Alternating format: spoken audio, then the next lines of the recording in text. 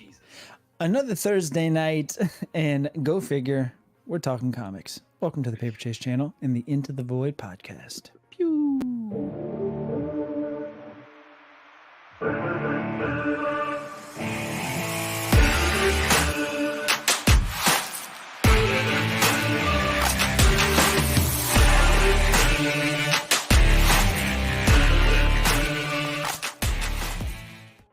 Well, better late than never. We're usually late, but this time we were really late. Apologies from us. And buddy, how you doing over there? Good, man. I'm like sweating it out here. I was trying to figure out. So I got here a little bit late. I understand, but I put it online and I was doing the going to the Google, and they're like, all of a sudden Google's like, you need to update everything, and I was like, what the fuck, man? I was not prepared for it, and then like just in the heat of the moment, I forgot all the passwords. The phone wouldn't let me recover it, so then blah blah blah. But also, our guy Alpha Dog, he thought we were talking next week, and since we're so like diligent on communications back and forth, but he did say he wants to come on tonight, and I'm literally, while you're gonna do some housekeeping, I'm talking to him on Instagram right now. I've given him the email I've given you the email for him. Yeah. So what do we get him in like that or what? Yeah, whenever he gets that email with the link, as soon as he hits that link, he'll just pop up into the live stream. I'm texting him right now. Touch the link. So tonight we're going to be talking. Comics. Obviously, we're going to be touch on stuff that's hit shelves this week. The Ultimate stuff. We'll touch on the Ultimates that are coming out in June. That's going to be really cool. And talk about, with you guys in the chat, if you've read anything cool this week, we can talk about that. And then we're going to do like a little showcase creator spotlight. Jon Dexter on Instagram reached out, got a comic that he's creating called Alpha Dogs, and we're going to touch on that and maybe talk to him about it if he's got the time tonight. If not, we'll definitely showcase it and show you guys where you can go and join the Kickstarter and help fund it, just because it's always great to support local creators and things like that. But other than that, hit the like button if you like comics, if you like dogs. If you like dogs, man. Share, send them to your friends, bring everybody over here. Let's have an epic night, or at least an hour and a half of goodness. Yes, hang out for sure. So in the chat, we've got the usuals. Bodega Dash is that's a new. I think I might have seen him once or twice. What's the Bodega? But welcome in. Intensity walks in the house. Aaron Barley. Say it. Fingers and toes. What? Try and say his last name. Actually, that's a friend of mine. I'm really honored to have him in here. I you know what? I saw him yesterday. He travels around. He's a high up exec over at T-Mobile, and I saw him yesterday. He came into the town because he was at some sort of work thing, and I've been looking at his name for 7 years. I've always called him another name, and I don't even know how to say his last name. I meant to, for the first time ever seeing him in person, I meant to ask him how he says his last name, and I totally fucking forgot. I'm gonna say it's Barlage. It's not. It's like Barlagi or something like that. Barlagi. Okay. Barlagi. Fingers and toes. What is up? And Jano Silva. Mm-hmm. It's Barlagi. He said. Barlagi. Yeah, see, Barlagi. There it is. There we go. So John said, I don't have a link. Did you? I sent it to you in your Instagram. That's his email. I sent his email. I don't have the link. I can't send him the link from the show to his email. Okay. So his email is in the Instagram, Into the Void Instagram. It's in yours. I just sent it to Paper Chase. Okay, gotcha. You guys are getting a behind the scenes right now, how we do things professionally, weekly. We're gonna get you, John. A live clusterfuck. I even said as much. Like, this is gonna be a clusterfuck. Oh man. All right, bear with us 1 second. Send him this link. What's that? I said buy some time while I send him this link. Not a problem. Look, everybody in the chat, thank you guys for showing up. All that stuff. If you guys are new, if you guys catch on the rewind, like I said, we appreciate you having the time and spending it with us. Obviously, a big chunk of what we're going to talk about tonight is the Alpha Dog. If we can get John in here, Alpha Dog is a comic book that he has created with some people, and he's got a Kickstarter for it. I think they have 4 issues that are going to go in the Kickstarter. It's always cool to have somebody who has the fucking balls to go out there and make their own book, write their own stories, and draw their own art, and then put it out for like mass consumption. I mean, you guys have no idea how it is to write a sentence, much less alone share it with the world for their like, like their approval and or like or dislike. You Yeah. know, so I think that anytime you get a chance to meet or talk to somebody who's got the stones to do that kind of thing, I think it's interesting. Absolutely. Very well said. Yep, I agree 100%. And he is here he is. Welcome to the stage, straight from Con, Jon Dexter, creator of Alph. I'll go with the guys. Sorry about that. That's okay. Can you see me okay? Yeah, we can see you. Rev's a little frozen right now, but he'll thaw out shortly. Oh, okay. Yeah, I can't see you guys yet, so we're trying to get that figured out. Okay. What we can do is if you're doing it from your phone. So we got a little technical difficulties. We've got 2 frozen people on the chat. Hold on. Here we go. He's back. Oh, all right, there we go. Oh my God. I'm sorry, guys. Jeez. It's okay. Yeah. It's been hectic. I got a day job running a Kickstarter doing this, so again, I apologize. Yeah, no problem. Hopefully, everybody's not gone now, waiting for me. I don't know. I think we got some pretty loyal folks in the chat here, so I think they're going to stick around. Okay. But welcome on the show. And thank Rev's you. Back too. Hey, what's up, John? Hey, man. Sorry, it's been hectic. I like the story more. I like the story more that everything was all so screwed up that you thought it was next week. You're in Eastern time. You're at a Comic-Con, and you had no idea. And on Instagram, he's just like, you know what? Fuck it. Let's do it. And I'm like, that's such our style that we really appreciate you doing it. And coming to us of all the people out there. We really appreciate that. Well, yeah. Well, I appreciate you having me on. So it's the honor's all mine. So what we'll do is we'll talk about Alpha Dogs first for the first little half of the show, and then we're gonna go into some newer comic stuff. You're more than welcome to hang out and chat with us while we venture out into some of the stuff that we've been reading and reviews. If you're caught up, or if you just want to hang out with us, you're more than welcome to. So don't feel like once we get through your comic that you gotta leave the chat. You're welcome to stay for the whole show. But, I'd love to, but I've got like 8 billion things to do. So all good. Well, look, let's do this. If you want, tell everybody. Then we'll cut right into it. Tell everybody, about the comic and how and why you started it. Yeah, sure. So we lived in this town in Missouri about 6 years ago. They had outlawed pit bulls. We had our pity for, it ended up actually passing last year after almost 14 years, but he was our baby. His name was Pig, white pit bull.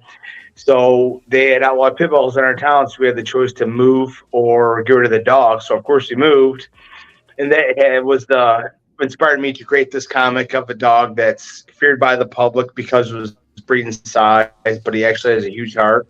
The hero of this story is Buck. He's been on the run with his owner for his whole life, from mercenaries that are attempting to kidnap him to manipulate his powers. Buck has the ability to heal from any wound. He's smart enough to understand human speech, and he has a heightened intelligence. After years and years of running, she's lived an incredibly lonely life. His owner, she ends up falling in love with this guy, head over heels, and she divulges the secret of the dog's abilities. But little does she know, he already knows all the dog's powers and has created this formula that once in possession of their blood, he can create his own dogs with power. So he has this Presa Canario that can grow 3 times its size. And these other dogs, kind of the comedy relief. I mean, this isn't Beverly Hills Chihuahua. It's a very serious story. It's a very heartwarming story, but serious, definitely. But we have a Chihuahua who's cocky because he's really smart, a Siberian Husky who has a power that I don't want to reveal because I haven't revealed in the comics yet. I like to show and not tell. So you don't know what the dog's power is yet until they reveal them. So there's a Cocker Spaniel that can leap really far. So yeah, it's a really great story. This will be the collected editions of 1 through 4, and it's a great place to jump in because we start out with this mystery of how Buck ended up seemingly dead on the beast, has been shot, left for dead, but he regenerates his wounds. And at the end of issue 4, we find out how he ended up there. So it's a great place to start. we got the mystery at the beginning, and then we end it. And then for people that have already backed the 4 issues, there's a bonus all new story in there. So it's 100 pages of content. And then we also have unseen sketches that are in there. So it's a lot of fun. It's a cool story, and you should really check out the Kickstarter. The trailer's fantastic. There's preview pages in there, and the covers are pretty kick-ass. Yeah, I've got a little bit. While you go, Rev, I'm gonna post some of this artwork that he sent us on here. Hang tight. So would you say, John? Like I said, and I'm just trying to like thinking of it. Was this kind of like it's kind of like a love story to your dog? I mean, like having absolutely. First of all, you said, of course we moved. Listen, man, that is fucking awesome. Like I don't know, like there was no doubt. It's either you move or the dog goes, and you're kind of like, well, nice knowing you. We'll see you later. Goodbye. I mean, exactly. You just said that. You said that so quickly that, like, man, I feel like you would have just burned your house and left with like a bag on your back with the dog. But yeah. So I mean, I'm like I said, I don't want to touch on like super emotional stuff, but I mean, like it's one of those things where you're saying your love for your dog kind of like fueled the idea to do this thing, like just go one step further and just kind of spread some love and like respect and like honor your dog. That's kind of cool. That's kind of cool. John was actually Paper Chase was actually, he just dropped a video not long ago about the Crow and how the Crow, what's the writer's name, John, for the Crow? O'Brien or something like that. Oh, he's frozen or something like that. Or he's busy. James O'Barr? No. I have no idea about the Crow. I've never watched the Crow. Well, no, but the Crow, the guy who wrote the Crow, like he, his girlfriend killed, and he was in such grief that he actually wrote the story about her. Oh, okay. So I anyway, didn't know that. So it's like a tribute, like, man. And so I'm listening. I like that. Like I said, having looked at the pictures and we talked very, very little about this. I kind of just looked at the pictures and made my own kind of guesses on it. But after you tell me that, I mean, like, wow, that's pretty intense, man. And what a cool thing. Yeah. Well, it's also, it is a love story because the art, the dog. Yeah. It's also a cautionary tale about abandonment and about, in this story, Buck is pushed aside by his owner because this new guy comes in her life, and she lived an incredibly lonely life, and she pushes her dog aside. And it's kind of a, like I said, the theme is abandonment. And when people get puppies, you see all these kids that get puppies for Christmas, and or even children, when the mom has this new boyfriend, and kind of the kids are pushed aside, and that abandonment that lies in there. So there's a lot of different themes in Alpha Dog. So it's not just this superhero story.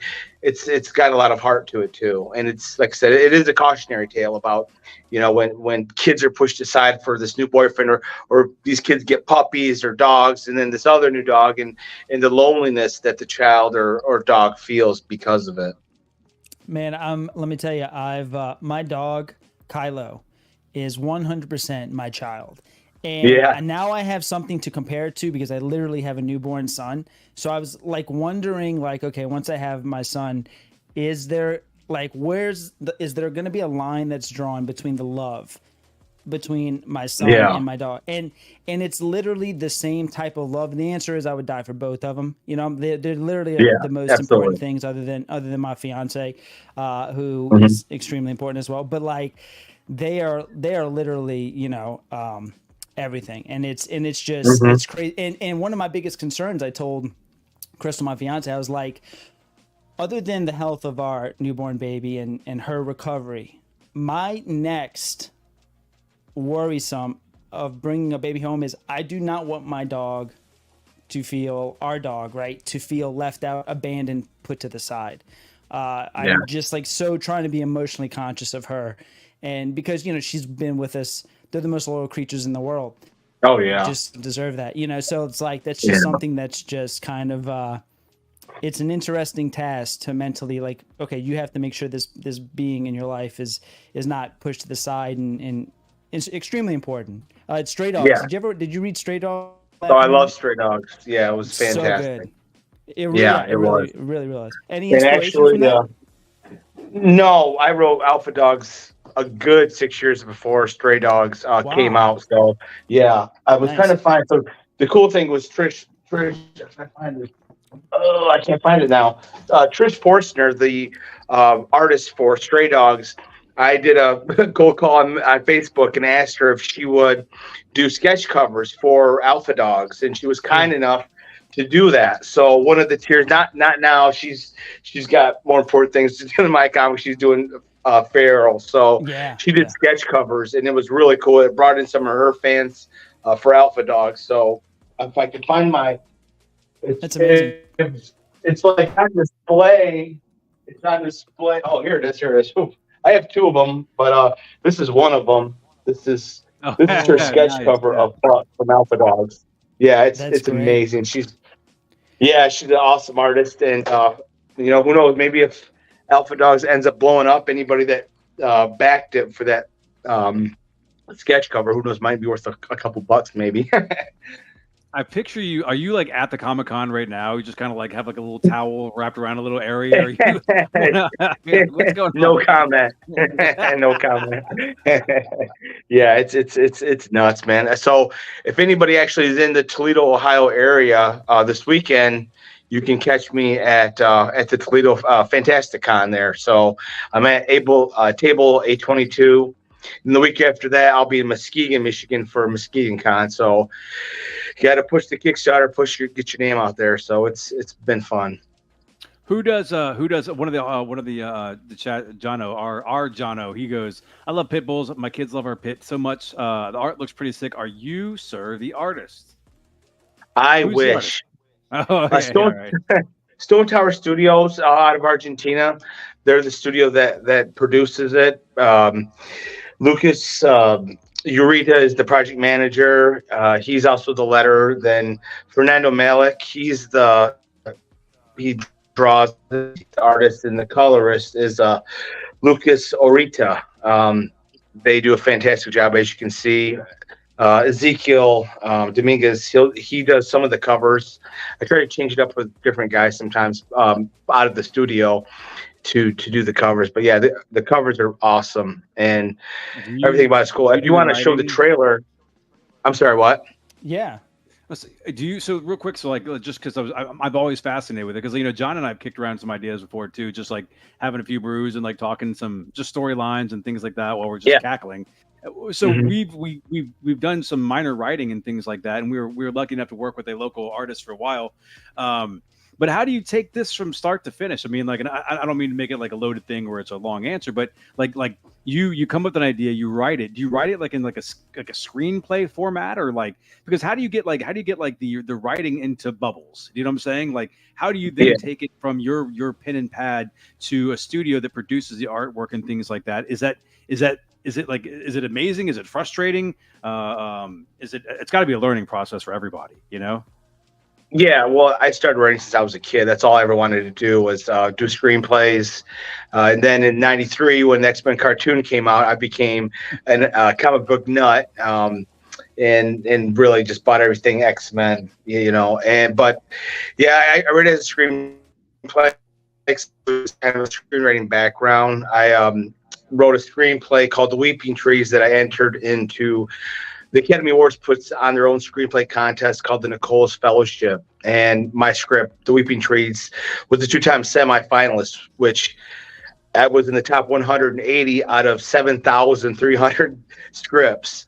So 2 times in a row, 2 years in a row. So I had gotten a little bit of recognition, and so that was really cool. But unfortunately, it never got made into a movie.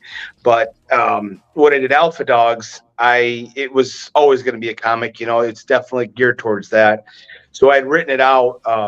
It was like about 400 pages from start to finish, so the whole story's already written. And like I said, it's going to be about 40 issues when it's all said and done. Obviously, it changes a lot, but it's really writing is rewriting. You're just rewriting. Writing constantly. So the old saying is the script is never finished, it's just abandoned. Man, yeah. How do you, like I said, like I when I do my writing and things like that, because I write a bunch too, I mean, like it is hard to walk away. It is hard to walk away and just like be done with it and things like that. I mean, and you're right, it's constant revision, and John knows that too, because John does a lot of writing as well, and it's just constant revision. You walk away for a day or two, you come back, but then at some point you have to take this manuscript, and then you take all your writing for all these stories. Let's just say the first 4 that you have right now, and then do you work like hand in hand with some the Brazilian artists or whatever like that, or the studio in Brazil? Do they send you back? How do you place the word bubbles and things like that? How does it like? How do you actually? Also, It's how just do you tell them they're not doing what you want? You know?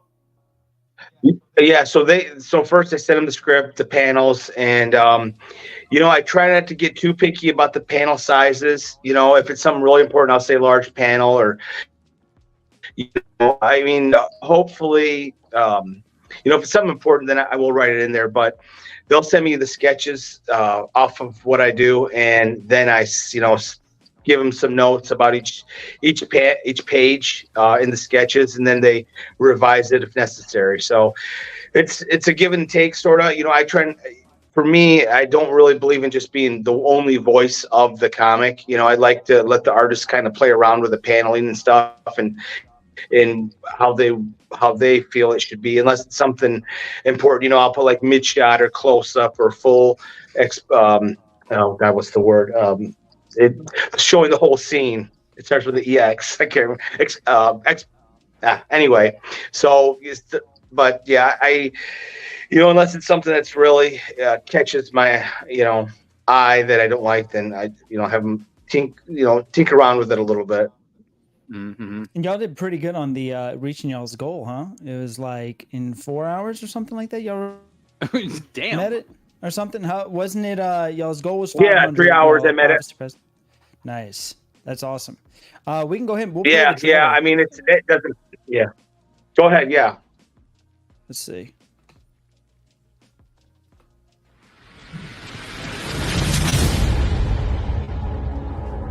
In a world.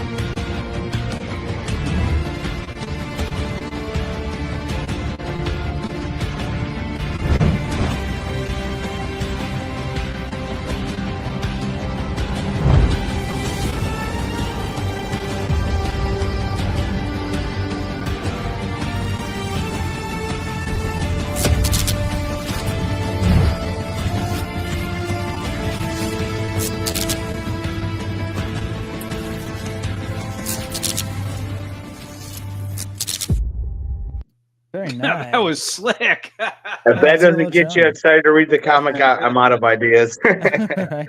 That was great. Who did that trailer? Stone Tower Studios. They put it together. Yeah, That's really I wrote good. the script for them. They put it together. So yeah, I'm really proud of it. I love the Watchmen stop motion comic. Yeah. So I was like, man, when I do my trailer, that's how I'm going to do it. So And that music was they arranged that music to that score. No, that's ripped off of a movie. Okay, cool, nice. Yeah. So keep that under your hat. Gotcha. No one will know on the internet. Yeah. No, other not than at all. YouTube. I thought it sounded fair. Exactly. It's funny because I was doing stuff in my office earlier today, and I was like, I think I told her Alexa to play music scores, and I was like, I feel like I heard the song right today. Yeah, you have little clip. Yeah. But you know what's great when it comes to that in writing? I mean, like some of the greatest sound. Like I love writing to Hans Zimmer, especially the Inception soundtrack. Guess who wrote that? Hans Zimmer. Yeah. Yeah. Yeah. Okay. Cool. But yeah, it's great. It looks great. I think dog lovers I think everybody at some point is in their life has been or they will be a dog lover. I think everybody's a dog lover. You just don't Don't know realize it it yet. Yeah, you don't realize it yet. But I think it's an amazing idea that you have, and very honorable for your past family. Thank Look, you. your buddy. So not only that, you guys, just to kind of prove what kind of dog lover John is, when he messaged us on Instagram the first time, the first thing he said was, "Hey, any chance you're also a dog lover?" My man was going to be thorough as possible. So I felt like I had to like prove it to him. So I sent him a picture of my dog, and he's like good. He's like good enough. there's Exactly. there's some early Paper Chase videos before I had my comic room set up where I was like, I need something other than just me on the screen. And my dog Kylo's in a few of them. I think there's 2 or 3 where she's like like my co-host, and one of them I get her to drink a beer. We went to a festival, and they had this beer for dogs there, and I brought that home, and I had her try that on the video of her trying this dog beer. It's funny. That's hilarious. Yeah. That is. Yeah. Well, look, there's the cool thing about this. Go ahead. Oh, go ahead. I was just going to tell everybody that the Kickstarter, if they want to back that, it is in the description for this video, and they can go ahead and continue to pledge, even though you've already hit your goal. Please, everybody, go and shoot. If you like dogs, donate something to the Kickstarter. Yeah, cool, it's the man, 500. Right?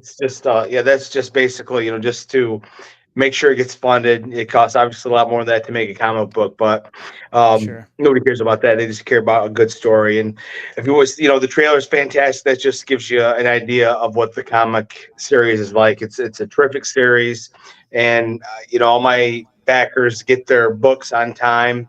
This is my 8th Kickstarter, so there's no worries about waiting 6 months for your comics.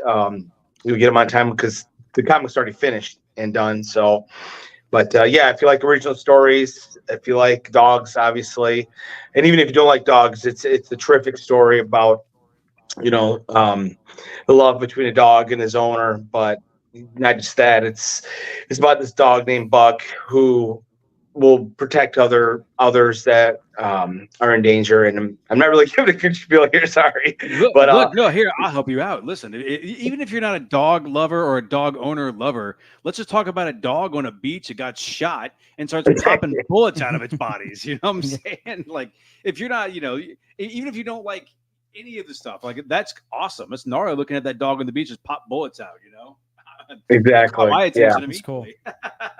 Yeah, it's great. It's a lot of fun. And I have a screenwriting background, so it's I know how to write comic books, and people have been slowly, it's been gaining every Kickstarter. I get more and more backers. I was last year was my first big run of Comic Cons, and I was blown away last year when I sold 84 comics. Then this year, my first Comic Con, I sold 115.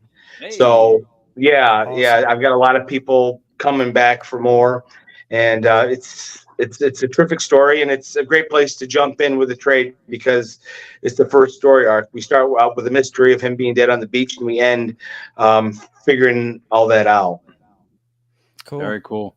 So one of our guys just said, what other comic storylines or books were inspiration growing up? I know you said X-Men, but so you were you, or are you still like a weekly reader? I know you're not all the way caught up on stuff, but are you like a constant reader of books, comics, media, newspapers? What are you doing? What are you gaining inspiration from? And what did you like when you were growing up?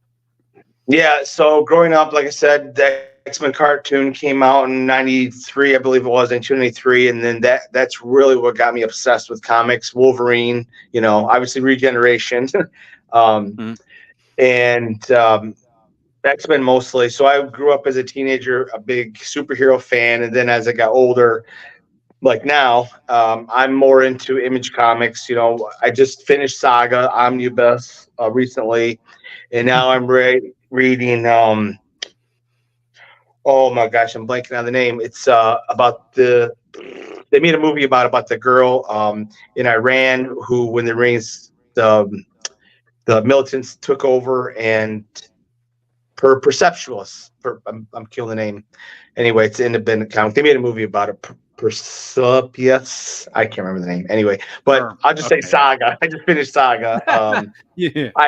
I'd actually bought it when it first came out because I was a huge Brian K. Vaughan fan off of Why the Last Man. And because I had no idea, I had sold the first 5 issues of the first Womp run for like $70. And I thought I was womp. getting in high cotton. And here now she was worth like hundreds of dollars. So Yeah. I wish I never did. So yeah. I got a Saga 1. It's my grail. It's on my wall. I got it raw at my local comic book shop, and I got it graded. And but I read it. I read the whole thing. I held it. I'm like, this is amazing. You know? Yeah. It's a great. Man, it was a fantastic series. Yeah, I hear your style, man. I hear your style. What's another example? You don't have to elaborate too much on this, but what's another example of something else that you wrote comic wise that you said you wrote? This is your 8th Kickstarter. Yeah. So I have another series. I have another series called Dime Store Detective. It's totally different than Alpha Dogs, but it's just as great. It's a supernatural crime mystery. But if you think True Detective meets Stephen King's It, put those together and you get Dime Store Detective.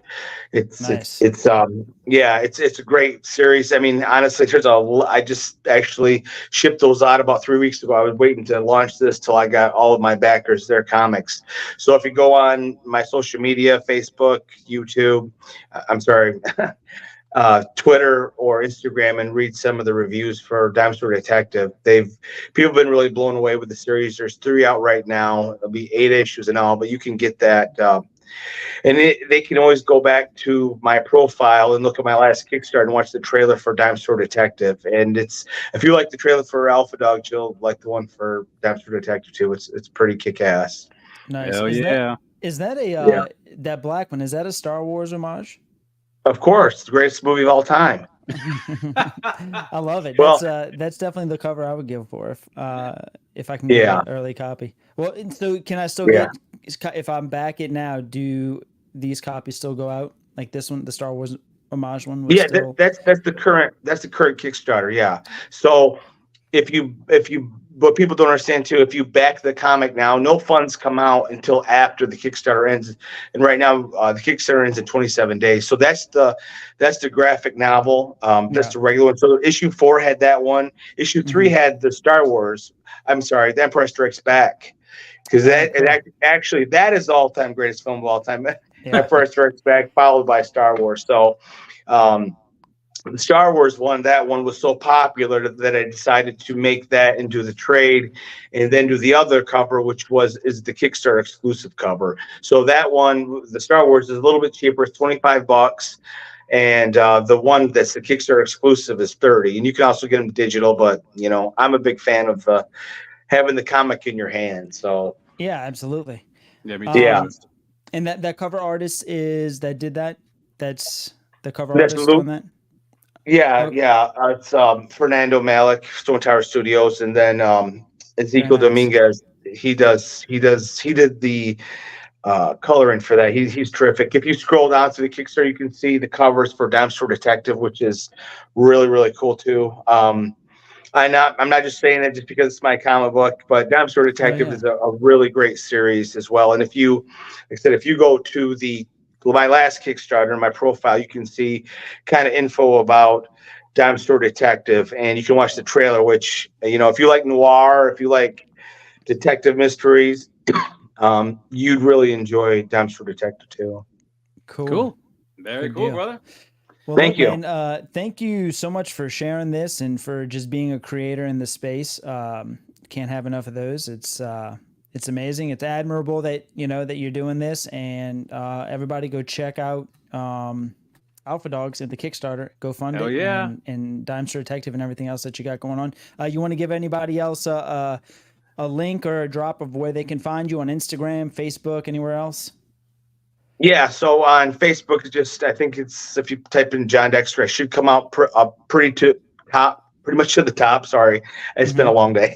On Instagram, it's alpha_dogs_comic. And on Twitter, it's @RealAlphaDog. So you can follow me there, check out the artwork, watch a bunch of the trailers.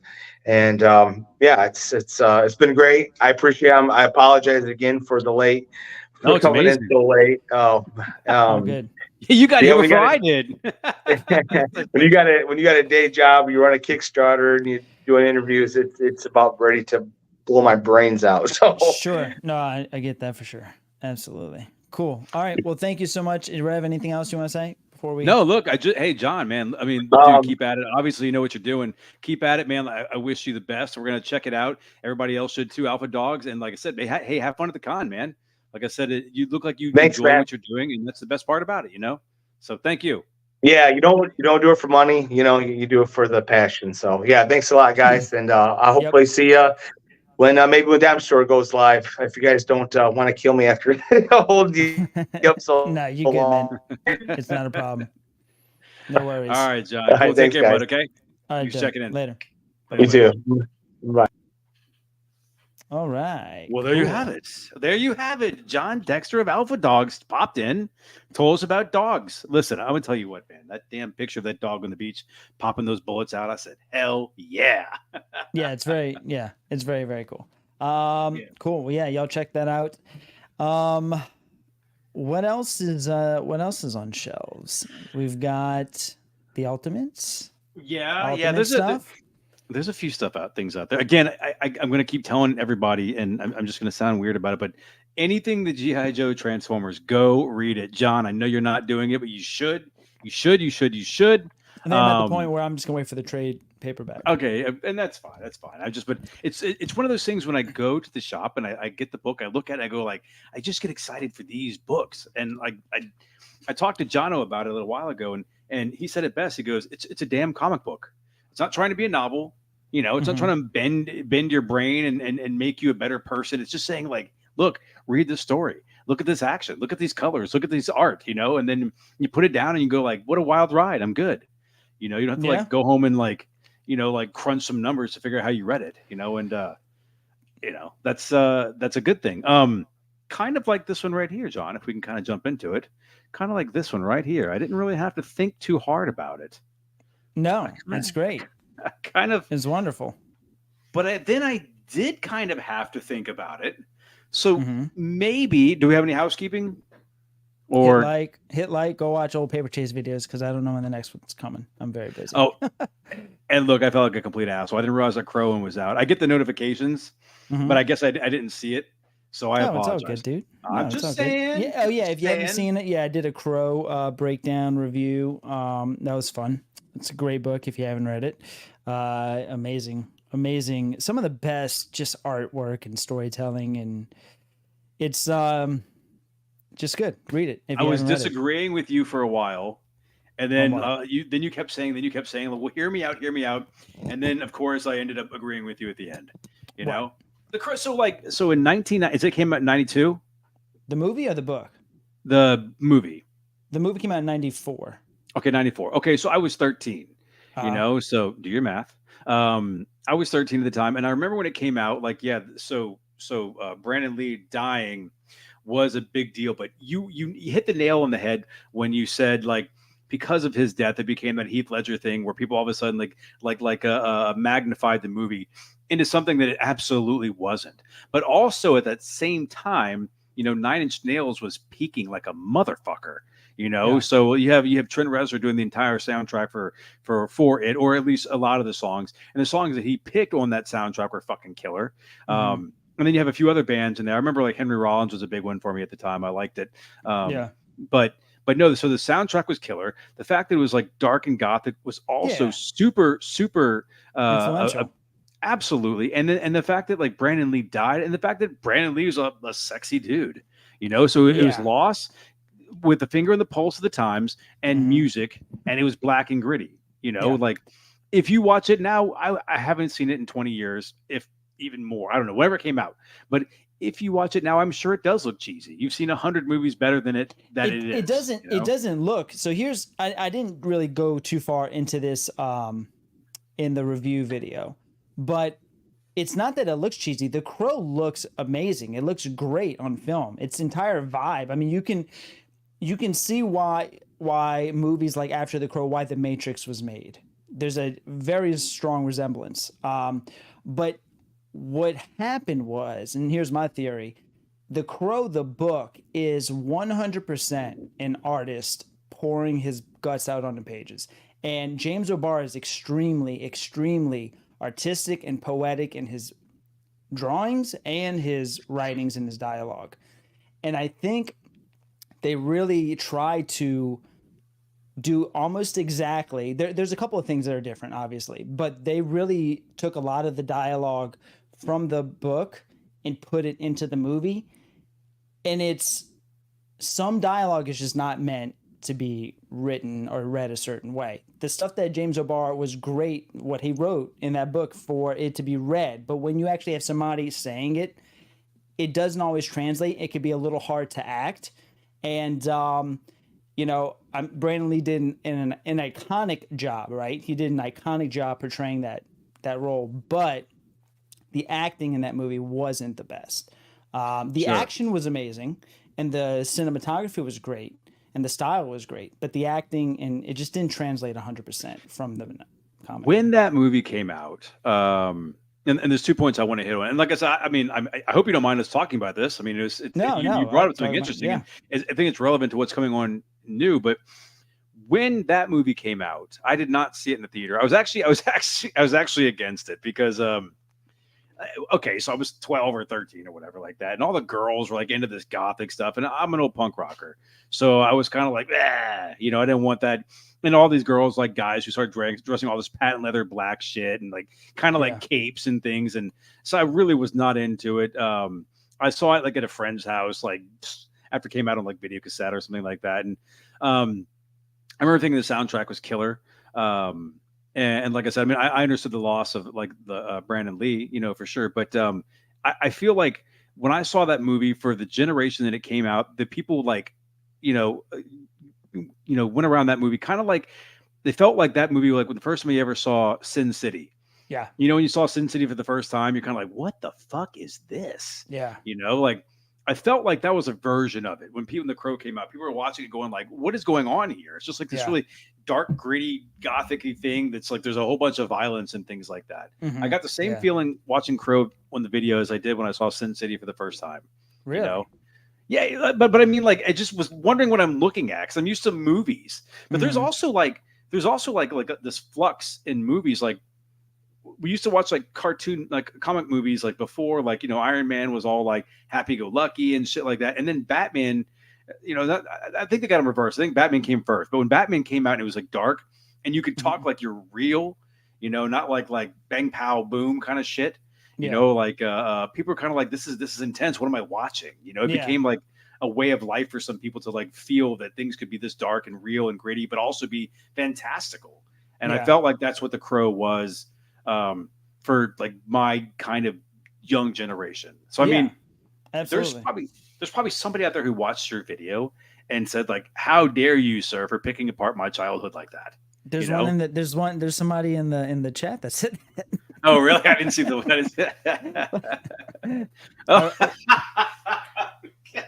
Plagueis. Hey, look, here's the great thing. And what I loved about doing that whole, just watching it, reading it, doing the review, is that I am somebody who watched it at this point in time, had never seen it before. There's no bias. There is no, your place in time and your mental state when you watch something or read something has a lot to do with how you enjoy it and how it sits with you. So for me, who's already seen John Wick, I've already seen these great, that's part of it. Stories. I've seen it's not going to hit me the same because I'm in 2024 watching it. I've experienced other things. And now if I would have watched it for the first time in 1994, the book came out in 89, but 94, I'm sure it would have hit me a little bit better than what it did. So that's like The Shining. So my youngest kid watched The Shining 2 years ago for the first time. And it was like, this is boring as fuck. What's the big deal? Right. And I'm kind of like, I was like, I kind of get it. And then I thought to myself, why is she still kind of hot? Like, what's her name? The wife? I don't know why. She's still hot in that movie. Oh. Really? Yeah. You think so? Yeah, I don't know. Maybe because she like is like angry and like swinging about. I don't know, man. Like maybe I'm weird. I don't know. But I'm not sure. But the writing part, we were talking about James Abar's. Is it James Abar? Yeah. This is an interesting point where you Shelley said Duvall. It is Shelley Duvall. Shelley Duvall. Dude, I don't know, man. I kind of dug her as olive oil too. Uh-huh. Not even my style. But the thing about writing is it is super sensitive. So you take James Abar's writing and you translate it to the movie, but maybe it was some words are never even meant to be said out loud. I mean, I write a lot of things, and if I feel that they're kind of intense, if I said them out loud, I'd be like, oh God, I want to burn the page. Some things you just read and they're just so passionate and intense. Yeah. And then he was able to actually draw them and make them into a coherent story for our eyeballs to absorb, but yeah, so that was a good take to say that some things probably shouldn't be turned into a movie and said out loud. I'm with that. Yeah. It's, some of the things that are in that book are just it borderlines cheesy, not gonna lie, but you have to just accept what it is, and know that book is kind of it's a style, it's a tone, and it's very, very artsy, and then that's what it is. But dude, the violence in that book is insane. The violence in The Crow is unreal, just crazy. I was just staring at pages of I can't believe he's putting this on paper, especially back then in 1989. It's crazy. So run me through real quick. He run me through. He says, I'm just going to do this real quick. He goes, I always get those Shelley names mixed up. If you're mixing up Shelley Duvall and Shelley Long, we're going to be friends. We're good. It's true. Beverly Hills, baby. Shelley Long was she was on Cheers. She was original blonde on Cheers. You're too young, John. I watched the first season of Cheers before we went to Boston. I was like, I'm gonna watch nothing but Cheers. Holy shit! That's how you boned up to go to Boston. Yeah, and then we went to the Cheers restaurant, and it was great. Where they filmed the exterior. No. Okay. It's where they filmed the exterior, but it was cool. I watched it recently in the last 2 years. It was on Netflix or something like that. I'm like, I'm going to get through this, and I didn't. But I did watch it, and it was still enjoyable. I still enjoyed it. What's crazy is Norm in that show is in our age. Actually, he's younger than you. He might be my age. Okay. Maybe, but you just look at him and you're like, there's no way you're 54. You just look 54. Bitch, I ain't 54. What's wrong with you? Not you. I'm saying Norm looks 54. But what I'm saying is he's probably younger than you. Maybe he might be my age. Maybe. Well, listen, there's something to be said for I don't know. So what did Norm do? They said the job a few times, but my dude got off of work and went right to the bar for hours. And then every now and then he would complain about his wife and then leave the bar. I mean, what world do you live? I mean, he was an inspiration to men everywhere, for sure. And then the mailman comes in and he stays all late. I mean, he has to get to his job super early, Yeah. God bless Cheers, man. God bless him. And even better, the very last show, they were just wasted. It was a live taping of the show, and they were just wasted. They weren't hitting their lines. They weren't hitting their marks. They weren't even saying anything. They were just drinking live. It was so good, That's awesome. So, yeah. Anyway, 54. So back to comics. What's okay? So the Ultimates came out yesterday. Yeah. And you read the Ultimates? Yes, I did. I didn't have to read too much, did I? What do you mean? I said, look at the pretty pictures. It didn't have too many words, but but still, that's the great thing about comics, right? Could be. Could be. So much is done with the art and the framing and the action that's drawn. Sometimes can say a lot more than words do. So that's I thought the first issue of Ultimate X-Men was really, really good. I think it's better than Ultimate Black Panther.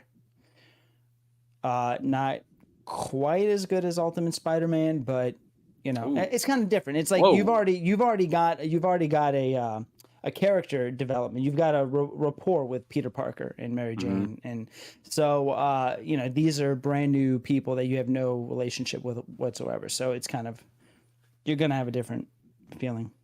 I guess the question is this. So let's backtrack a little bit, because we actually never mentioned Ultimate Spider-Man 2, which was good. It wasn't as good as 1, but it was good. It kind of set the stage a little bit, but and then we talked about Black Panther 2. It's the only thing I can remember is that he let his dad die. And that Shuri's going to be the bad person, and you don't admit this, but you're going to when I'm right, and I'm going to be right. Okay. But this X-Men one's interesting because it's interesting to take Peach Momoko because she's like, listen, she's more talented than me any day of the week. But it's interesting when you take a title like X-Men and put Peach Momoko at the helm of that, like for everything, writing and art. It's interesting because like X-Men is when you think X-Men, you think bombastic art and characters. They're mutants. They're not like really blending in with normal society and things like that. Like, like for the most part, the Fantastic Four can kind of blend in minus the thing. And, there's other groups out there. Hell, even Spider-Man, you can blend in, the Nation of Wakanda, you can blend in because they're not really hiding. But with X-Men, they're mutants. So they're going to be a little more bombastic. So, I mean, this issue has her, and I can't remember her name in the universe. I've seen her a bunch of times, the character in the book, but it looks like it's going to be the girl or the girl on the cover. It's like, I think it's Hinako. H-I-N. Yeah, but she's been around for a while. The Armorer. Yeah. What her name is, I don't remember. Is she called the Armor? That's like the superpower, the Armorer. Yeah, she'd be like that version of that. Yeah, so she's been around for a while. Yeah. Thank you, Jono. And she's been around for a while. And like, so my thing is, if these books are all 4 issues, whoa, what the hell are we doing? Like, where are we going to get in 4 issues? I mean, like, Peach Momoko, like, is it's sparse wording. It's fine because she's making a point, but I'm interested to see the storyline. I'm not going to say anything bad. Where are you getting 4 issues from? Aren't all the Ultimates going to be 4 issues?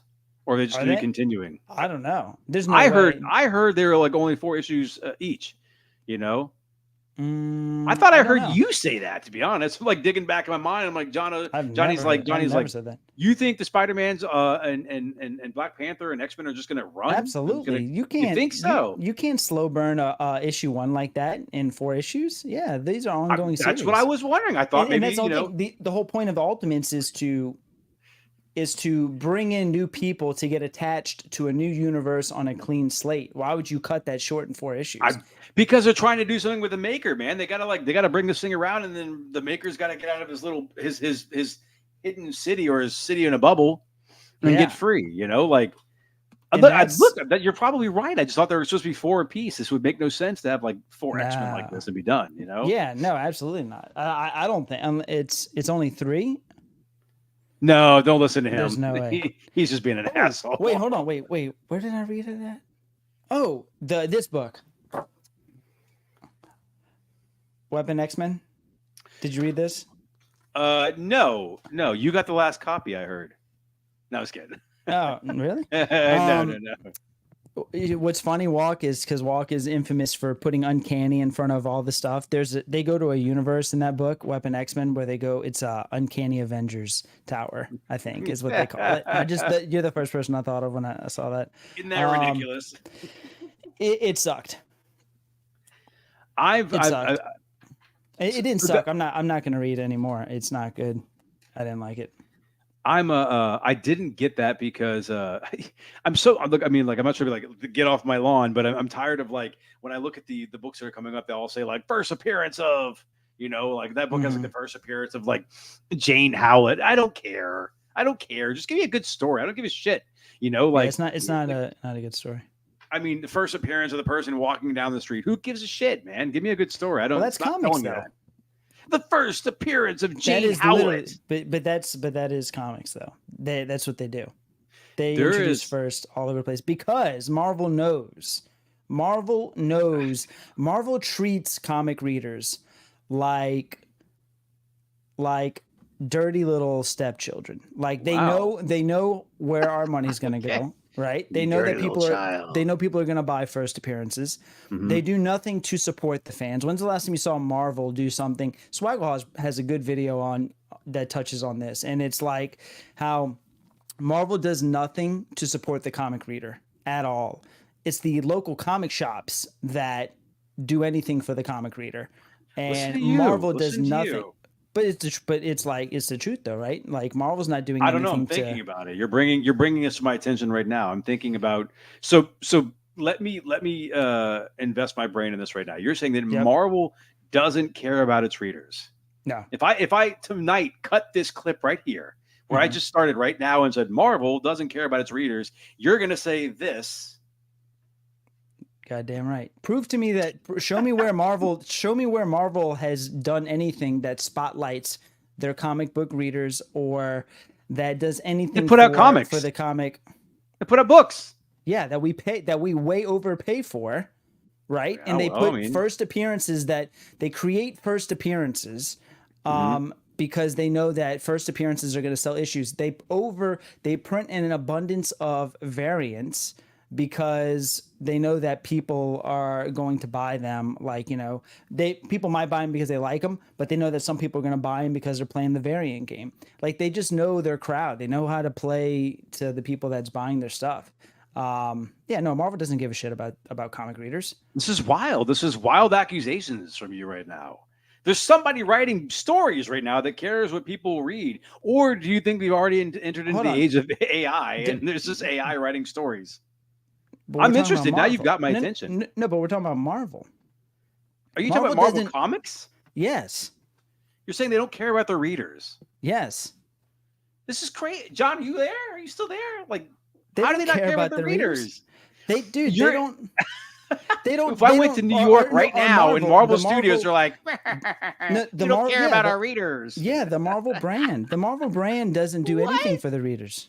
What do? They put out comics. They put out comic books that you read. That's like saying a grocery store cares for their customers because they give you groceries. That's the business. Yeah, that's what they're doing. That's actually a very good analogy.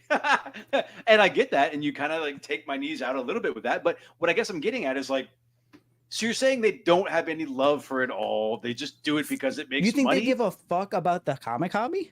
Dan, thank God you're in here. This guy's gone crazy. He's saying that Marvel doesn't care about its readers. And I feel like you've been sitting on this, and now I want to know why. Dude, no, Marvel does not care about the comic book hobby. Then they wouldn't allow artists in stores to print multiple variants that completely dilute like the collectors. You know what I'm saying? Like, they don't care about the comic book hobby. They don't care about the readers. No. All right. Okay. Let me tell you this. If they cared, I'm all the way invested. By the way, if they care brought about me the all the comic way book into this hobby, one. If they care about the comic, let me ask you this: Who pay free comic book day? Yes. Who pays for those comics?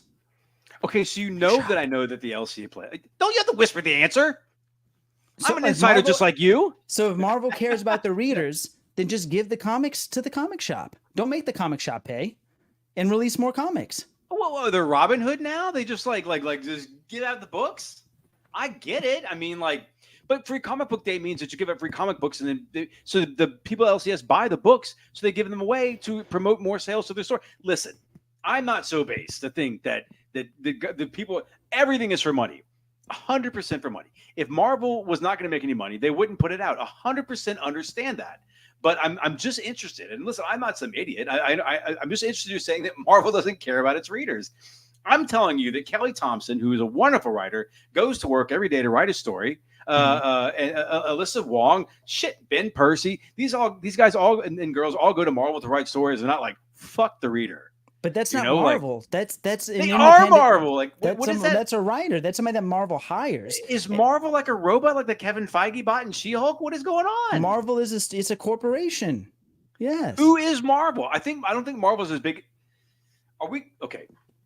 I love you, John. And I'm going to say it because I love you. I'm not going to say anything negative after that. In fact, here we are. And I swear to you, if we weren't online, we'd be having this conversation anyway. And this is beautiful because I haven't seen you in so long. You look great. Yeah, but the point is like, so you really think there's like a building in New York that has like Marvel written in gold on the top. And in the top floor, there's a bunch of suits that are just talking about how can we squeeze this turnip more? Like, I'm just. Yes. Like, it's called Disney. No, yeah, I get that part. And so I'm trying to figure out, but does Disney also own the comics all the way? Is Disney own everything Marvel? I thought Disney owned just like the MCU part of things. Disney owns Marvel. Kevin. Everything. And if that's true, that's fine. Disney owns Marvel. Yeah. So what are they doing? I'm blown. No, I can't believe that you thought like Disney just owns No, I MCU. understand they own Marvel, but I'm saying is like Yeah. they're separate. We've talked about this before. They got to be like a separate entity. That's why I was complaining about these movies they make, and I said like, why don't you just talk to the writers of the books? But apparently they don't care about the readers, so why would they care about the writers? Exactly. No, they don't. Yeah, and they don't care about the readers even as much as they don't care about the viewers. Now they don't even like dogs. They're going to kick the dog when they go home, slap the wife, punch a kid, and smoke a cigarette with their asshole, and then they're going to go to bed. Like Dude, it's like who it's just are these people? Yeah, We need to go on a road trip. It is standard. We could probably play Swaggle video. He won't care. It's on YouTube, but he touched on it. Like, I'm just trying to think of and he was talking about like other corporations too that actually do things for their customers. And what are they supposed to do? I just don't understand. It's like to make money. I got that, but I mean, like, what are they supposed to do? Like, I just talk about them, like showcase them in any way on their, like, I don't know, like Disney doesn't do anything or Marvel doesn't do anything for like the comic book reader. They don't even talk about comic book readers. They used to. I cut you off. I apologize. Go ahead. No, I'm just saying, like, they just don't acknowledge comic book readers. I feel like they just accept comic readers as like this little portion cattle. In this little cattle, this influx of money, right? Okay, look, they're always going to be here because they're addicted to just buying comic books and these characters, and we know how to milk them for more money. We create a bunch of new first appearances that don't mean anything. You really think these writers are choosing I'm sure they're choosing some of them, but you think every single first appearance, just like you say, if you go down Key Collector, Keys this week that's coming out, first appearance. It's so stupid. It's so dumb. It's ridiculous, right? So what I'm saying is, like, that's not Marvel. That's not those companies. Like that. They're like, wow. You think that's the writers saying? No, I think it's fucking Key Collector, because Key Collector gets a profit of all these things. Absolutely. Come on, man. Follow the money trail. Wait. But Key Collector doesn't write the stories. No. But Key Collector highlights things that people wouldn't normally care about.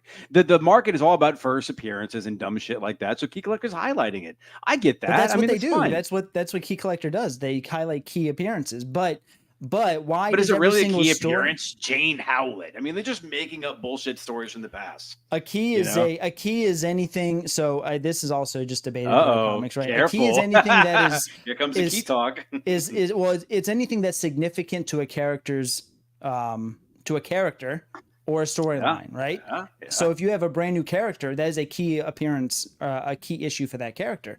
But they're treating it like the first appearance of somebody. Okay, listen. So, let's say there's a bunch of first appearances because but they don't mean anything. I mean, just because you show up for the first time doesn't mean if there's no fucking story behind you, who cares if you showed up in the book? Oh, Jane Howlett showed up. Hooray. She's done nothing. Why would you care? If you knew that she had like an epic story, I mean, you actually can't do it. You can't have a modern book and say first appearance and have it mean shit. You know why? Cautionary tale, Spider-Boy. I swear to you, no one fucking cares. And I will tell you right now, whenever I see Spider-Boy in any book right now, I think he's stupid. He's dumb. He's a dumb character. They're trying to make him something, and he's just stupid and he sucks. Okay, let me have a retort. You say Spider-Boy. What about Helverine? Dumb.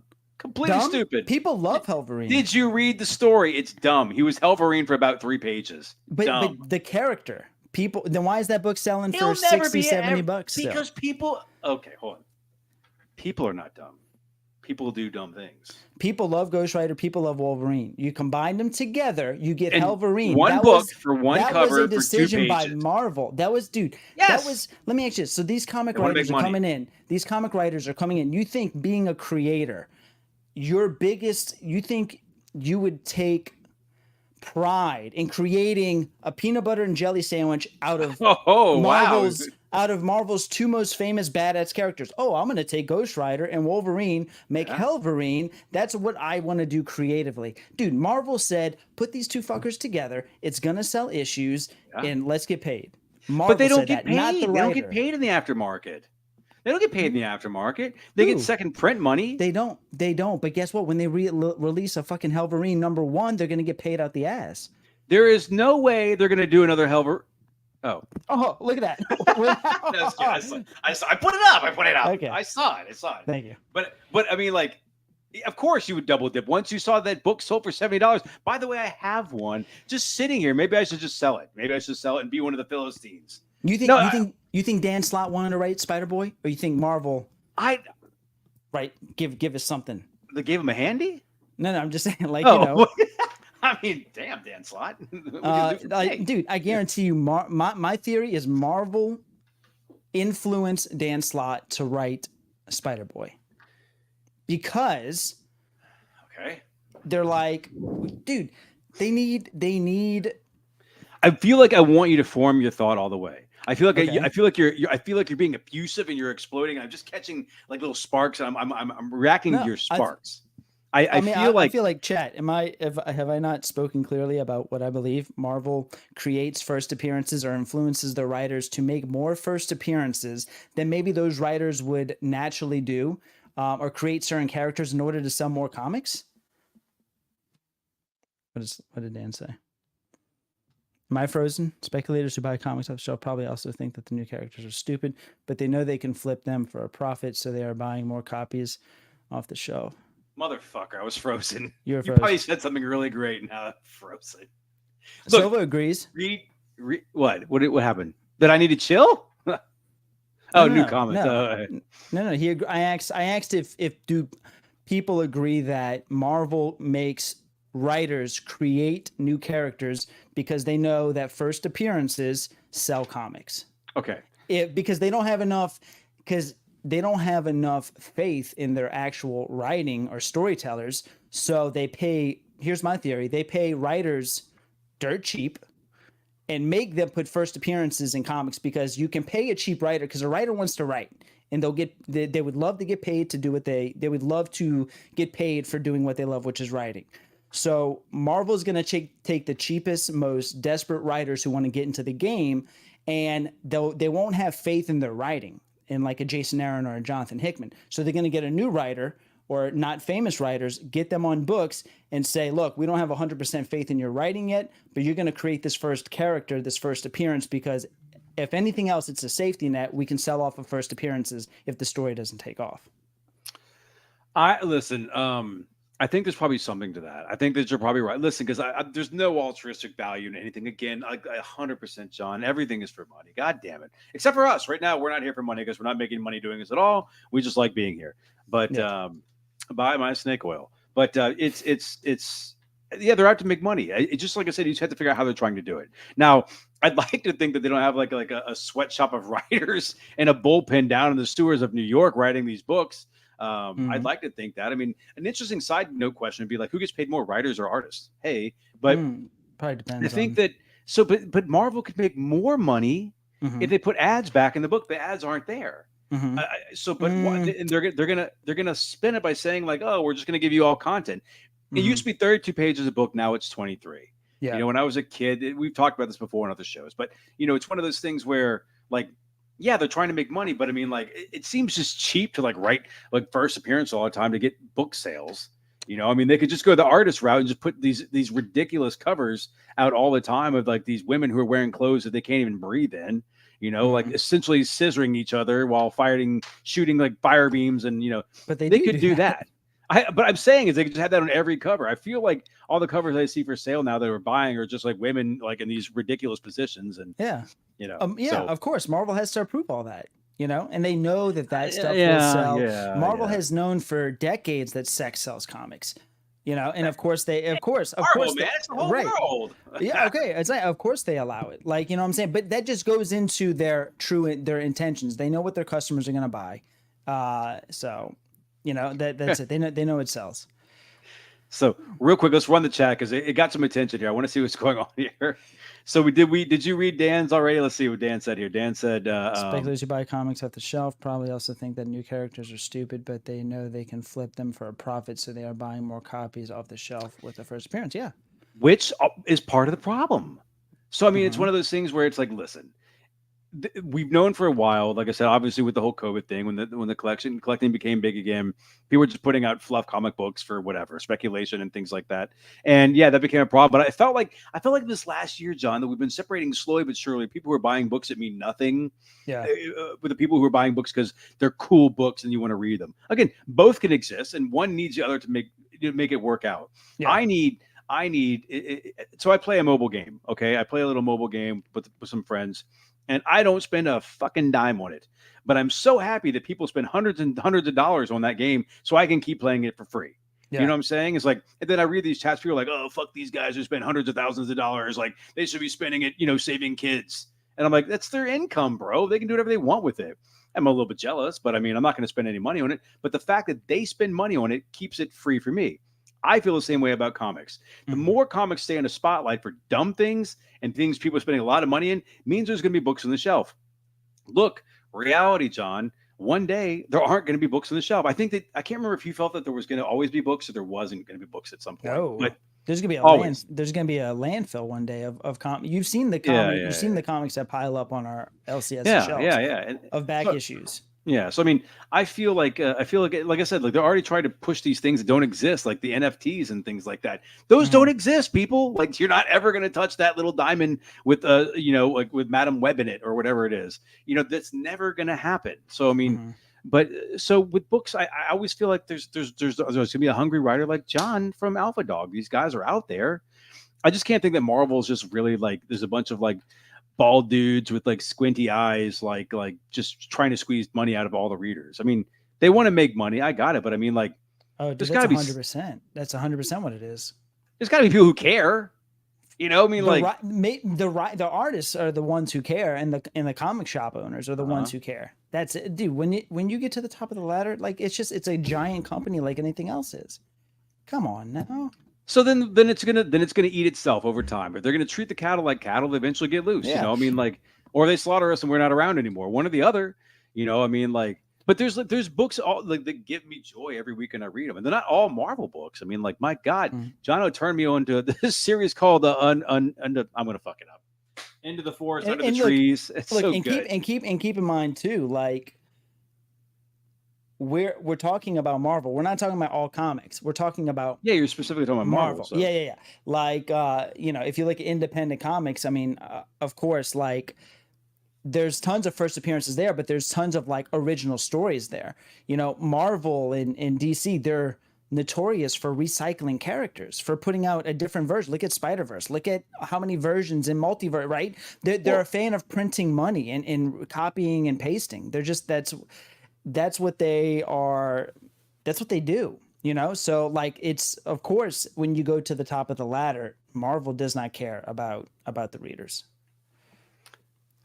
I mean, it's brutal. It's brutal. I don't really have a way to like prove that. I can't go unless I go gumshoe this thing and go to Marvel Tower and like go talk to people and like crack behind the, what I'm saying? I can't really, there's no way to like really kind of like see how this is true. I mean, I would say that if like the quality is always constantly terrible, and then, then we had all these foil issues and things like that. And, you're right to a point. I realize that Marvel has to approve all the covers. I guess I hadn't thought about that. So somebody there is going like, check. But I don't understand, like, they're not seeing the margins move because of this, but they're trying to keep the swell of books to keep selling, so the interest is there, but they don't care about the content. They just care about the sale. All they care about is the sale. Like, and also, okay, from an artist's point of view, would you rather, if you're an artist, would you rather create a new cover, or would you rather do an homage to a cover that's been done 20 times? This is interesting that you said that, because like I would think that an artist would like to do a brand new cover of Scarlet Witch and Emma Frost scissoring, not an homage. So let me ask you this. So do you think with all of the variant covers that are homages, all of the Spider-Man 1 homages, think of all of the homages that are just the variants, right? Mm-hmm. Do you think that's the artist's idea, saying, hey, I want to do an homage to this cover? Or do you think that's Marvel saying, you can do a cover, but you got to do an homage? Because that's a fucking good question, John. That is a good question. And I don't have an answer. That's why I'm being aggressive. Yeah. I feel like it's more so Marvel is pushing artists to do homages, because if you if you don't have that original comic, in homage to that, it kind of feels like it, it's a little bit like feeling like you have a piece of that. And then they just know certain people just collect homages. So there's a part of that. Like certain people collect X-Men 141 homages, Future Past homages. But they don't pay more for them. I'm not disagreeing. I'm just stopping for a second here, because like, okay, let's just say, okay, so I think where their money really is at is this. Yeah. again, and I'm just spit. I don't Yeah. know. Again, I'm not. So when let's say Helverine 1 came out or comes out, Yeah. there's going to be Helverine 1 that people who are the poor folk are like you and I are going to buy, Uh-huh. and then there's going to be the 1 in 10, which hey maybe. Unless Yeah. it's that stupid thing where it shows like the outfit over and over again. I hate all those covers. And then you're gonna have the 1 in 25, 50, and then you're gonna have the weird 1 in 100. But Marvel doesn't charge the LCS more to get those. They charge them because you had to buy 100 to get it. You know, like that's why it costs more. So it's an incentive cover because if you buy 10, you get one of these. If you buy 20, you get one of these. You know what I'm saying? Yeah. So that's what they're doing. So like what happens is you'll have somebody come for an LCS and they'll say, listen. So I go in, I'm like, I want the 1 in 100. It's a Maria Wolf cover of, let's say, Magic. I've got one. It's great. You know, but it's the 1 in 100. All right. So I go to my LCS and I say, listen, straight up, I will pay you $80 for that book right now. I will put my $80 down, and that book on the open market is $80 on eBay. Let's say whatever, but my LCS had to buy 100 of those books. Yeah. Now we all know that they all buy these books for about $1 or less than $1. That's why when you sell in bulk, they don't want to sell you anything. They want to buy every book for a quarter. So, but it's still like that's quality. It's quantity of stuff. So I mean, but Marvel doesn't make any more money rather than just moving each unit of book. You know, and it doesn't cost them $375 to make or $399 to make. It costs them very little, and they sell it for not a whole lot. I'm just wondering where the money's at. You know, like why wouldn't they care enough to put out quality so people keep reading?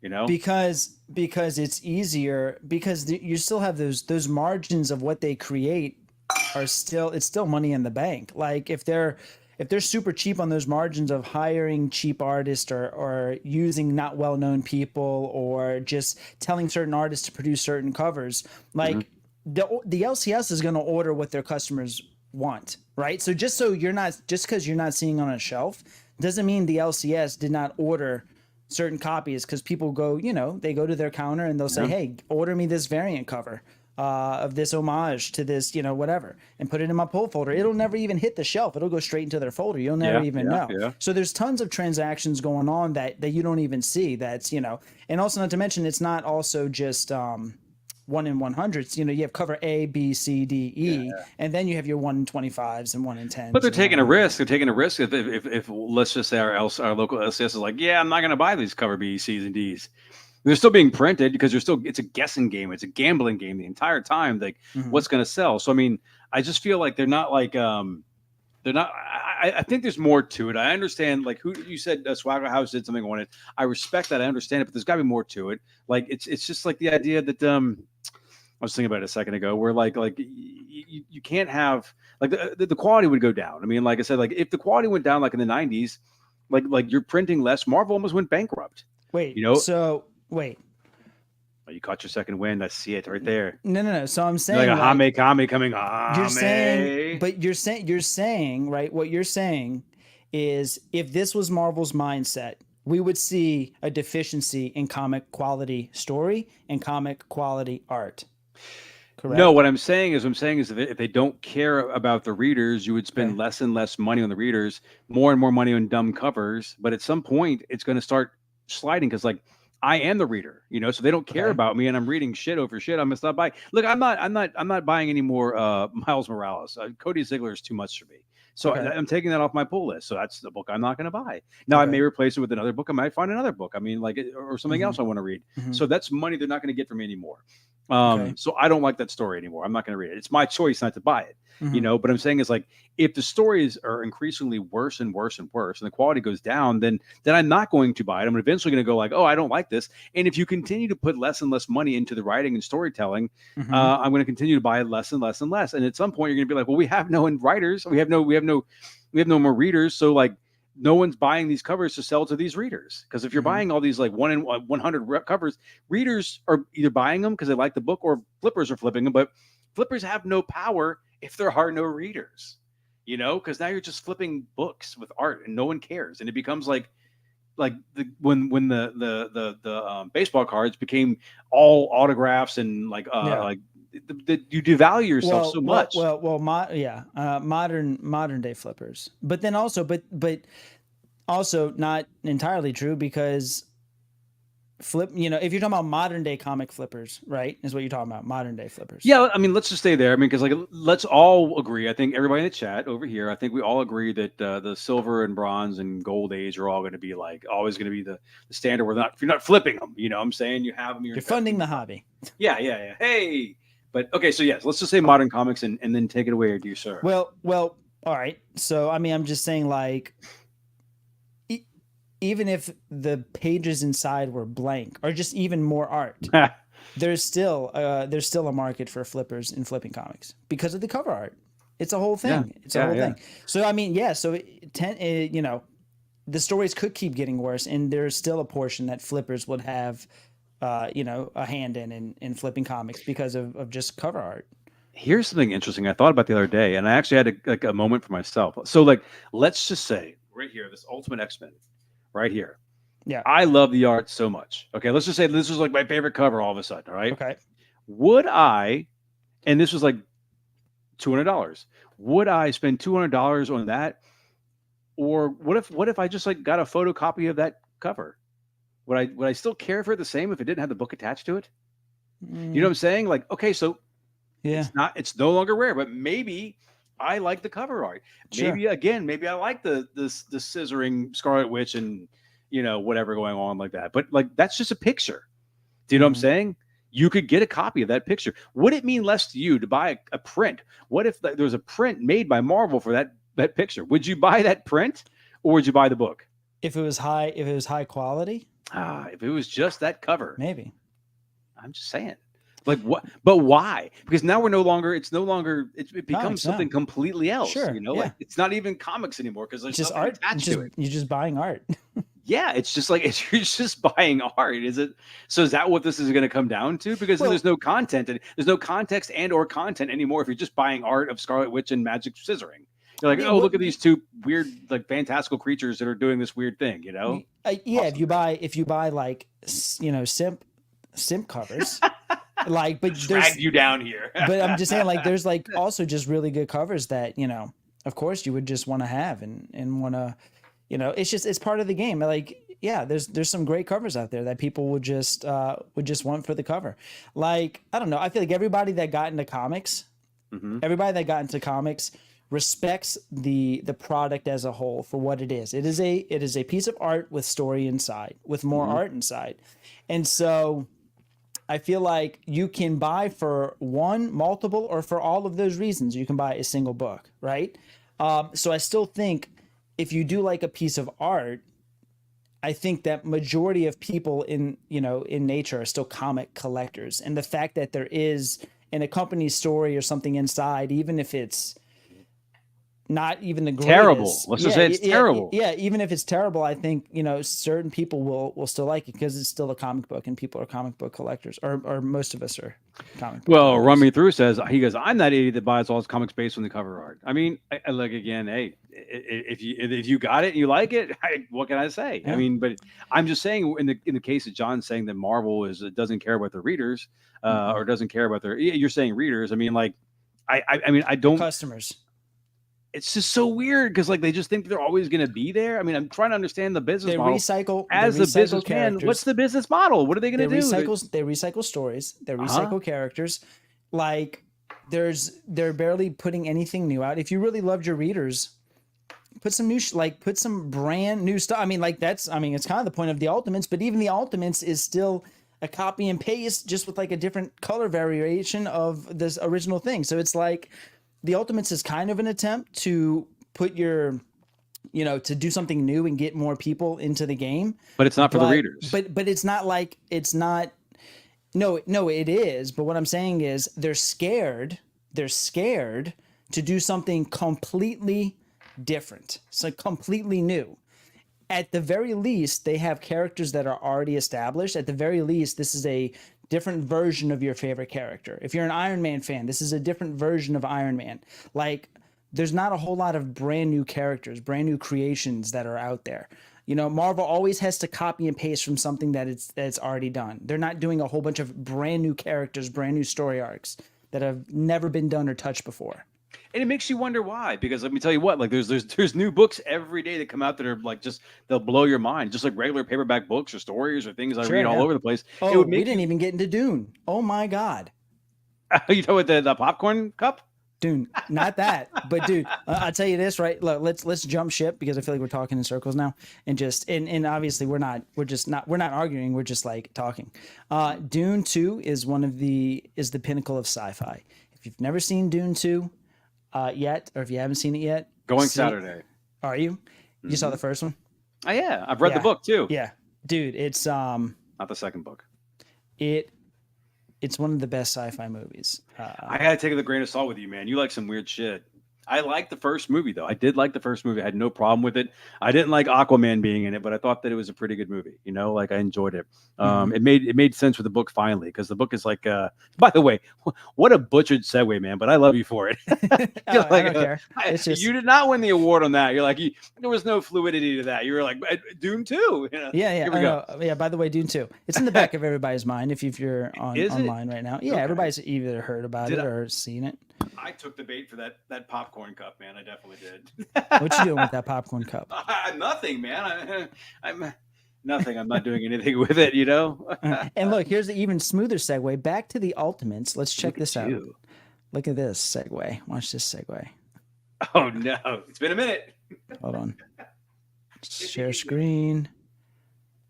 Let's check this out. Look at this. What is that? So this is the new copy and paste from Marvel by their greatest writer, Jonathan Hickman. The copy and paste. What Jonathan a dick. I am very much looking forward to this. So this is coming out June 5th. Have y'all seen this or heard about this yet? So this is just called The Ultimates. It's just The Ultimates. This is the continuation of Ultimate Invasion. Okay. From before. Yes, from Ultimate Invasion and then Ultimate Universe. This is basically the main storyline. You know, like Spider-Man's not the main storyline, and neither is Ultimate X-Men, neither is Black Panther. Like this is kind of Hickman's main storyline. But actually, Hickman's not even writing this. What's his name is writing it? Let me see. Dennis Camp, or is it Denise? Because it's D-N-I-Z. Denise Camp or Dennis Camp. I don't know, man. There's Ant-Man in there, dude. That just usually spells bad news. I think it's Giant Man in this. I think it's Giant Man. But you kind of felt stupid that I just said Ant-Man because it's really big, but you know what I'm talking about. So you got Reed Richards' Doom, right? Coming back. That's Reed Richards' Doom. All right. Okay. Yeah. You got Tony Stark with the orb that he gave Peter Parker, which is cool. You've got Cap. Maybe Captain America. It is Cap. Okay. I mean, they were visiting him at the end of Ultimate Universe. They couldn't thaw him out. Yeah. And then you've got Thor. Thor's got now his original back in the original Ultimates. You know, he had the light pieces in his chest. He has that now after the attack at the end of Ultimate Universe. Tony Stark had to fix him up with those. And then we have who's that? Who, this girl? Yes. I don't know. Who that is? Oh, that this lady? Wasp. Wasp is in there. Yeah. Is that Lady Sif? I don't know. Who's that right there? I'd like to know. Huh. I guess I'll have to read and find out. But is that a first appearance? Oh my God. Go real quick. Mark it.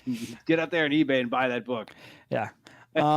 Is that Sif? John Silva said. I said it first, John O. I said it first. Kevin said it first. I was looking forward to reading it until you told me it's gonna suck. So I'm not gonna read it now, John. But if the cover's cool, I'll buy it. Yeah, there you go. That's how you do it. Changed my mind. All these books I have, I'm just gonna find the cool covers and throw the rest away. That's how you do it. That's the name of the game. But you're not like a habitual. Okay, fine. We're not gonna. Dune, get back to Dune. Get this out of the way. What? Let me see your pretty face. Are you excited about this? I guess. I don't know. Now I don't want to read a book ever again. What's wrong with you? You're like some Svengali, you know? Like you've ruined it. All I was talking about was the attentions of the Marvel suits, the men in suits at Marvel. I feel like this is not news to anybody. Everybody knows that at the top of every corporation. It's news to me. I feel like at the top of every corporation, everybody knows there's a table of suits who are so out of touch with society that, you know, like it is what it is. It's everybody knows this. We're gonna go find out. I mean, like I've been trying to have a field trip with you. We need to just go. Is it New York? Let's go to New York. Let's go find New York. Marvel Building. You Marvel know, Building. I want to Let's go go find see it. Marvel Land. Okay. Why not? Why can't we go do that? Why shouldn't we go do that? You know, No, we like should. I mean, I don't want to go where Disney has that stuff. I want to go where the writing goes. You know. Yeah. Oh, look, you know what? Okay, I understand people want to make money. No one understands more than me. That I sound like Trump. No one understands more than me. I mean, like I understand corporations want to make money. That's it. I get it. I don't feel like they're just shitting on the content of the book that much. That's all. But all right, Dune, go ahead. I want to hear this about Dune because I'm excited. If you're excited, because I want to beautifully. It's a beautiful movie. It's the pinnacle of sci-fi. Beautifully shot. An Is amazing Melissa gonna story. fall asleep? I don't know her style enough. Actually, She wants to go see it. She's the one who wanted to see it. here's the thing. Like, I feel like she's the one that wanted to go see it. I feel like intellectually, of course, she would love the movie. Like, she's there. Like, she would get a kick. It would keep her very entertained, and it's very thought provoking and engrossing. But I don't know. It's very sci-fi. It's like very, very nerdy. I mean, this is very, very sci-fi. So I don't know. Maybe she might like it. She liked the first one. She did, surprisingly. We got it done in like 2 showings. She watched the whole thing and she liked it. And she even came to me and she's like, hey, I'm doing 2 on Saturday. What you doing? I'm all like, damn, This girl, is okay. Without a doubt, it enters the conversation of what are some of the greatest sequels of all time, right? Really? Godfather 2, Empire, you know, Child's Play. Dumb and Dumber, yeah. Wow, never seen them. Either one. Yeah, I'm kidding. Yeah, it was. And go see it in IMAX. It's Break It too. Electric Boogaloo. It's funny. You know there are. Batman Returns. That's another 2 right there. Hey, look, not all sequels are terrible. That's damn it. I love that movie. Penguins with bombs on them. Yeah. Something is wrong. That was very good. Anything else? Is it making money? I wonder that. Dune 2, is it making money? Oh yeah. I mean, Marvel wants to know. We went Tuesday night and it was packed. Look at you, a little Tuesday night movie. Okay. Yeah. Okay. On Tuesday night it was packed. But yeah, definitely go see it. What else? We talked about the Ultimates. Is there anything else? No, that's it. Fuck it, man. We got an hour and a half. We're great. Yeah, listen, what an action-packed show. We talked to John from Alpha Dogs. You and I got into a heated discussion where we kind of agreed. I'm down. I know, right? Why are we yelling at each other? We agree. Look, real quick, you need to spend exactly 2 minutes talking about what you got coming up because you got a Comic-Con that nobody out there in Chatland can come to, but it's worth noting that is your first Comic-Con you're doing, and tell them how excited you are and what we're doing on Saturday. Oh man. So yeah. So all of my stuff, if you ever seen issues of photos of my office, it looks like it's very neat, right? Because all of the boxes are in a place. But inside of those boxes is chaos. So I have, for the past 2 weeks, just trying to organize for my first Comic-Con. And if you're in the New Orleans area, it's St. Tammany Comic-Con. Come and hang out. And Dark Claw, who is often here. He is the cover lover champion. Dark Claw is. He's going to be there. Jono Silva's going to be there. Jono, I've got 2 badges. If Crystal can't make it one of the days, you're more than welcome to accompany and hang out with us. And then Rev, you've got the other badge.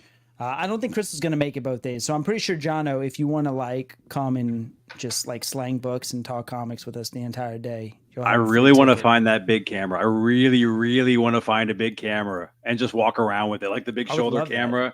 God, I gotta find it, man. I'm gonna make a concerted effort to find that in the next couple weeks or so, like that. But your first Comic-Con, it's super cool, man. And you got a corner booth. Boom. Got a corner booth, yeah. And I've just been rebagging and boarding all my keys. I had to go through my entire collection and pull every single key, all the first appearances. Yeah. It's a lot of books. It's 9 short boxes of key issues that I'm rebagging and boarding right now. So yeah, it's a lot of work. But you should have a game of kind of low dollar keys. Okay. Okay. The ones that the covers don't give it away. You should also have a game besides Cover Lover, and you have double keys and things like that. Say hey, if you can guess the key significance of this book, I'll give it to you right now. No one's doing that at cons. You're right. We're going to be playing Cover Lover at cons. We're going to be playing Cover Lover for sure. It's going to be a good time. Yeah, I'm looking forward to it. So anyway, all right, I'm guys. good. Doing 2 on Saturday. I'll report back to you then. but I will be seeing you on Saturday as well. So Yeah, what time are y'all going? it'll be at night. It'll be at night. At nighttime? Thinking, Okay. Yeah. Okay. You can't come. It's a date night. Sorry, I heard buddy. that. Hey, no, it's all good. It's But I okay. am going to come see that beautiful baby. Hell yeah. Oh, dude, he's so freaking cute, man. I can't, like, he's just too cute. I don't know what to do. I don't know. Yeah. Just enjoy him, I guess. Yeah, enjoy him, feed him, change his diaper, all the stuff he needs to be done, right? Yeah. I guess that's all I can do. Yeah, do that stuff. All right, guys. Well, I missed everybody. It's good to see y'all again. Dude, I don't know when the next thing's going to come out. Maybe tomorrow if I can get something together. Who knows? But if not, maybe we'll be here next Thursday. If we're here, please come hang out. Again, always like, subscribe, share, follow us on Instagram. He does a lot of things on Instagram. I do nothing. I should do more, and I don't. But he does a lot of fun things. It's kind of like one of those Tinkerbell things. We need to keep like believing in him, so he keeps putting it out. Because if you don't believe in him, or you don't keep like saying, "Hey, John, that's awesome," he's going to slow it down. Dude, because he's got a baby. Dude, I haven't posted a picture to Instagram, which I was the most diligent about in 5 days. Yeah. I've not posted anything to Instagram in 5 days. You're slacking, buddy. But this isn't. I said this was going to happen. When you have a baby, you cannot keep the prodigious nature of what you're doing. You know. You're right. No, you're right. 100%. So, and then real quick to lead us out, Intensity Walk says, "Let Peach cook. Yes, let her cook. Let her go. All the love for that lady. Let's." I wish we could have talked more about Ultimate X-Men. Next time we will, because that was a really good story. It was a really good first issue. Ultimate manga. I'll do a review video on it tomorrow. How about that? There we go. Use some clips from here because it wasn't an X-Men story, but I love it. We're good. Yes. Okay. All right, guys. Thank you all so much. Hit like on your way out. See you on the next page. Bye.